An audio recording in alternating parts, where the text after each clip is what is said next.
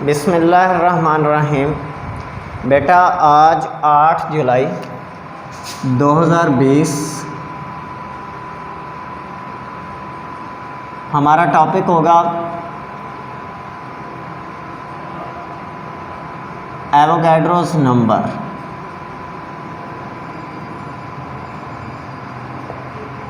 And मोल आपकी book में है, लेकिन हम सिर्फ एवोगैड्रोस नंबर को आज डिस्कस करेंगे। नंबर यहाँ पे एक मैग्नीट्यूड को इंडिकेट कर रहा है। एवोगैड्रोस नामी एक अजीम केमिस्ट गुजरे हैं, उन्होंने ये नंबर एक तजवीज़ किया था। इन्होंने कहा था कि collection of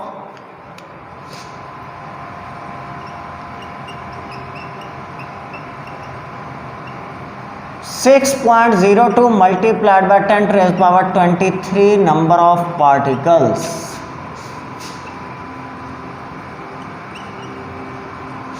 is equal to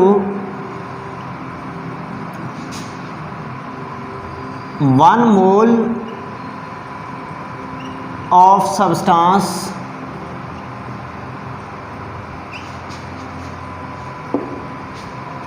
the number is known as Avogadro's number. The number is known as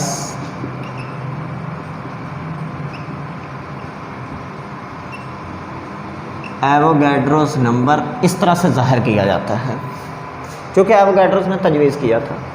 यहाँ पे ये बात समझाने के लिए मैं कहना चाहूँगा कि collection of 12 items is equal to 1 dozen.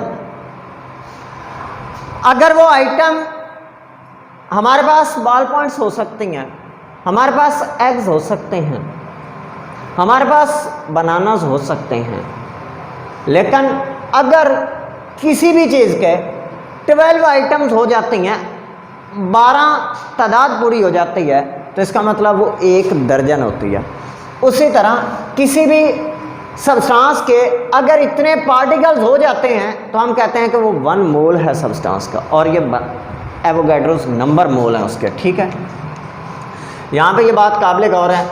Number of particles की जगह एटम्स आ सकता है, अपने प्रीवियस लेक्चर में हमने पढ़ा था। इसमें मॉलिक्यूल्स आ सकते हैं, इसमें फार्मूला यूनिट्स आ सकते हैं। 1 मोल ऑफ सब्सटेंस है, अगर एलिमेंट होगा, सॉरी एटम्स होगा तो एलिमेंट होगा 1 मोल ऑफ एलिमेंट। अगर कोवलेंट कंपाउंड होगा तो मॉलिक्यूल यानी कि उसके लिए लिखा जाएगा सो कोवलेंट कंपाउंड हो जाएगा 1 मोल। अगर फार्मूला यूनिट्स होंगे तो वो आयोनिक कंपाउंड हो जाएगा। इसके बाद ये बात एग्जाम्पल्स के ज़रिए साबित करने की कोशिश करता हूँ कि मे बी उनके मैसेज अनइक्वल हों, जैसा कि 6.02 multiplied by 10⁻23 atoms of carbon. Similarly, 6.02 multiplied by 10⁻23 atoms of magnesium. अगर इतने एटम्स हों तो कार्बन और मैग्नीशियम एलिमेंट्स हैं, सो 1 मोल ऑफ कार्बन एलिमेंट। कौन सा एलिमेंट है? कार्बन। यहाँ पे 1 मोल ऑफ मैग्नीशियम हो जाएगा एलिमेंट। अब देखो, इसी तरह अगर 6.02 ज़रब 10 की ताकत 23 मॉलिक्यूल्स हों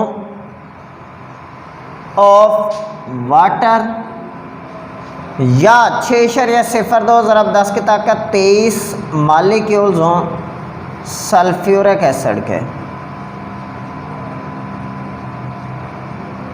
दो डिफरेंट आइटम्स हैं, लेकिन उनके मॉलिक्यूल्स बराबर हैं, लिहाजा उनके मोल्स बराबर होंगे। ये 1 मोल ऑफ कोवलेंट कंपाउंड यानी कि वाटर हो जाएगा। ये 1 मोल ऑफ सल्फ्यूरिक एसिड हो जाएगा। इसी तरह लास्ट वन देखें, अगर 6.02 ज़रब 10 की ताकत 23 फार्मूला यूनिट्स आ जाते हैं ऑफ, लेट्स सपोज कि आप सोडियम क्लोराइड कर देते हो, या 6.02 ज़रब 10 की ताकत 23 फार्मूला यूनिट्स आ जाते हैं कैल्शियम कार्बोनेट के। दो डिफरेंट आयोनिक कंपाउंड्स हैं लेकिन उनके फार्मूला यूनिट्स बराबर हैं, लिहाजा वो एक मोल ही होंगे, क्योंकि इतने फार्मूला यूनिट्स हों तो वो 1 मोल बनता है। सो 1 मोल होगा सोडियम क्लोराइड का। इसी तरह 1 मोल होगा कैल्शियम कार्बोनेट का। यहाँ पे ये बात इंटरेस्टिंग है जो कि इस टॉपिक से कोरिलेट करती है, लेकिन आप लोगों को क्योंकि पहले बोला है कि मोल बाद में मज़ीद एलेबोरेट करूँगा, हम इसलिए इसे यहीं पे छोड़ेंगे। लेकिन आपको आज बताने का मकसद कि एक मैंने बराबर लगा के एक और चीज़ भी इधर लिखनी है मैसेज के हवाले से, बट वो इंशाल्लाह हम अपने नेक्स्ट लेक्चर में पढ़ेंगे। आपके लिए होम असाइनमेंट है, जैसे मैंने इतने एटम्स कार्बन और मैग्नीशियम 2 एलिमेंट्स डिफरेंट लिए, आपने कोई और से 2 एलिमेंट्स लेने हैं, इसी तरह कोई और से 2 कोवलेंट कंपाउंड लेने हैं, कोई और से 2 आयोनिक कंपाउंड लिखने हैं और उनके लिए ये सॉल्व करके मुझे सेंड करने हैं। अगर किसी भी स्टूडेंट का कोई क्वेश्चन हो बेटा तो मुझे आप इनबॉक्स में पूछ लीजिएगा। शुक्रिया बेटा, अल्लाह हाफिज़।